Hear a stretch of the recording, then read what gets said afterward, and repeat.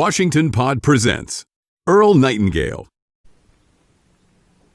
A book that's been a favorite of mine for more years than I care to count is Kenneth Good's excellent book, How to Win What You Want. In it, Mr. Good gives a recipe for winning anything that I think you'll find of value. 1. If you work for anybody else, support your leader eagerly and without question until the time shall come to demonstrate to the advantage of both that you are, at some one point at least, smarter than he is. 2. If you work for yourself, start moving forward in a straight line. Keep moving forward along that line regardless of obstacles, weighing on its merits each advance as it arises. Don't confuse obstacles and objections. That is to say, don't consider that probable obstacles to finishing anything are possible objections to starting it. That difference in viewpoint may turn the balance between success and failure.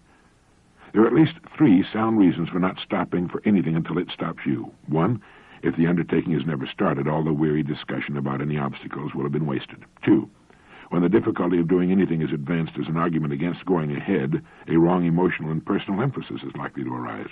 3, human judgment at best finds extraordinary difficulty in telling an obstacle from a blessing. Best and worst are so often the same.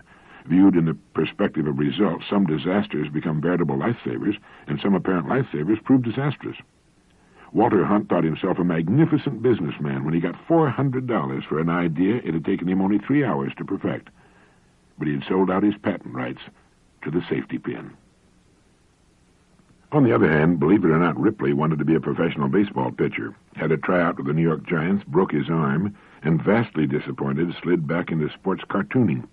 His first timid believe it or not eased into the corner of a sporting cartoon the statement that Lindbergh was the 67th man to fly the Atlantic.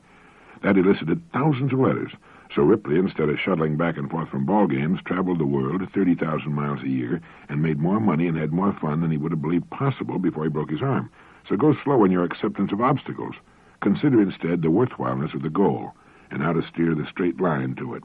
Avoid, of course, as even Napoleon and Nelson would avoid the higher impossibilities, but foresee as Napoleon would foresee, and override after your own best fashion and crush in advance the perpetual crop of dull reflex and reactionary can'ts and won'ts.